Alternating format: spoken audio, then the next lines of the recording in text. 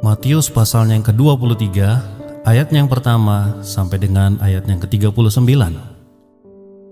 Yesus mengecam ahli-ahli Taurat dan orang-orang Farisi. Maka berkatalah Yesus kepada orang banyak dan kata murid-muridnya katanya, ahli-ahli Taurat dan orang-orang Farisi telah menduduki kursi Musa. Sebab itu turutilah dan lakukanlah segala sesuatu yang mereka ajarkan kepadamu, tetapi janganlah kamu turuti perbuatan-perbuatan mereka, karena mereka mengajarkannya tetapi tidak melakukannya. Mereka mengikat beban-beban berat lalu meletakkannya di atas bahu orang, tetapi mereka sendiri tidak mau menyentuhnya. Semua pekerjaan yang mereka lakukan hanya dimaksud supaya dilihat orang. Mereka memakai tali sembahyang yang lebar dan jubah yang panjang. Mereka suka duduk di tempat terhormat dalam perjamuan dan di tempat terdepan rumah ibadat. Mereka suka menerima penghormatan di pasar dan suka dipanggil rabi. Tetapi kamu, janganlah kamu disebut rabi, karena hanya ada satu rabimu dan kamu semua adalah saudara. Dan janganlah kamu menyebut siapapun bapa di bumi ini, karena hanya satu Bapamu, yaitu Dia yang di sorga. Janganlah pula kamu disebut pemimpin, karena hanya satu pemimpinmu, yaitu Mesias. Barang siapa terbesar di antara kamu, hendaklah ia menjadi pelayanmu. Dan barang siapa meninggikan diri, ia akan direndahkan.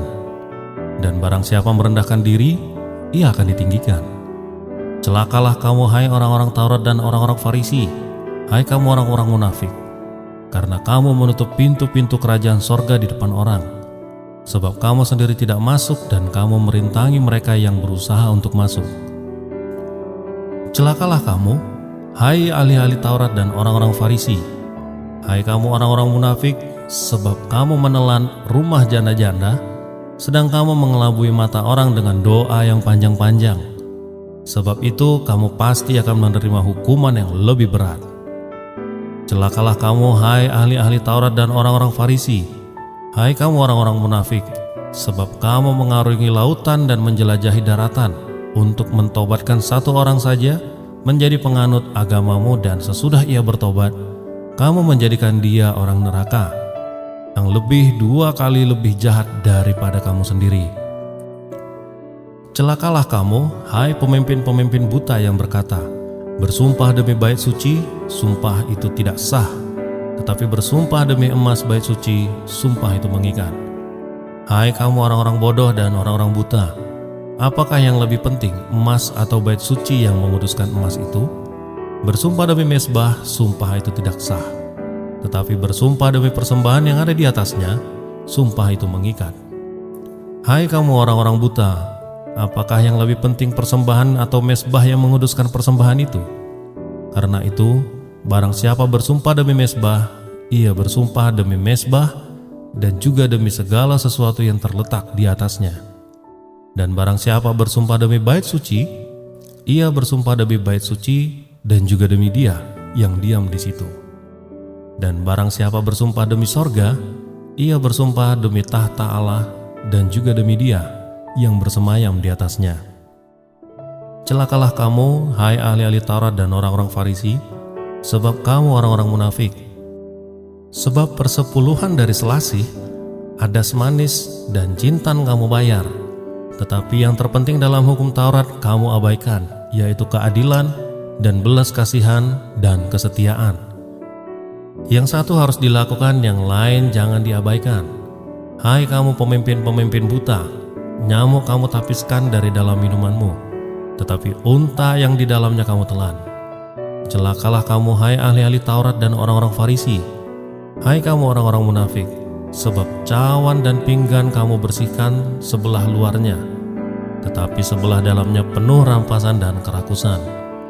Hai orang-orang Farisi yang buta, bersihkanlah dahulu sebelah dalam cawan itu, maka sebelah luarnya juga akan bersih. Celakalah kamu, hai ahli-ahli Taurat dan orang-orang Farisi, hai kamu orang-orang munafik, sebab kamu sama seperti kuburan yang dilabur putih, yang sebelah luarnya memang bersih tampaknya, tetapi yang sebelah dalamnya penuh tulang belulang dan berbagai jenis kotoran.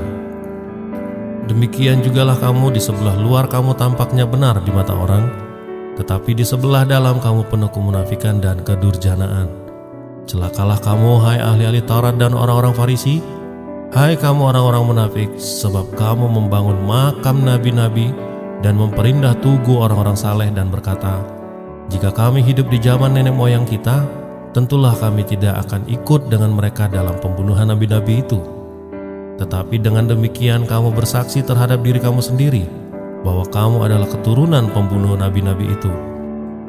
Jadi penuhilah juga takaran nenek moyangmu, hai kamu ular-ular, hai kamu keturunan ular beludak.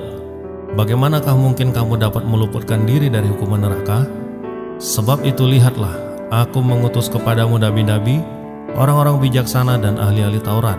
Separuh di antara mereka akan kamu bunuh dan kamu salibkan, yang lain akan kamu sesah di rumah-rumah ibadatmu, dan kamu aniaya dari kota ke kota, supaya kamu menanggung akibat penumpahan darah orang yang tidak bersalah, mulai dari Habel, orang benar itu, sampai kepada Zakaria, anak Berekia, yang kamu bunuh di antara tempat kudus dan mezbah. Aku berkata kepadamu, sesungguhnya semuanya ini akan ditanggung angkatan ini. Keluhan terhadap Yerusalem. Yerusalem, Yerusalem, engkau yang membunuh nabi-nabi dan melempari dengan batu orang-orang yang diutus kepadamu. Berkali-kali aku rindu mengumpulkan anak-anakmu, sama seperti induk ayam mengumpulkan anak-anaknya di bawah sayapnya, tetapi kamu tidak mau.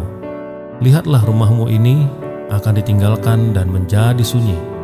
Dan aku berkata kepadamu, mulai sekarang kamu tidak akan melihat aku lagi, hingga kamu berkata, diberkatilah dia yang datang dalam nama Tuhan.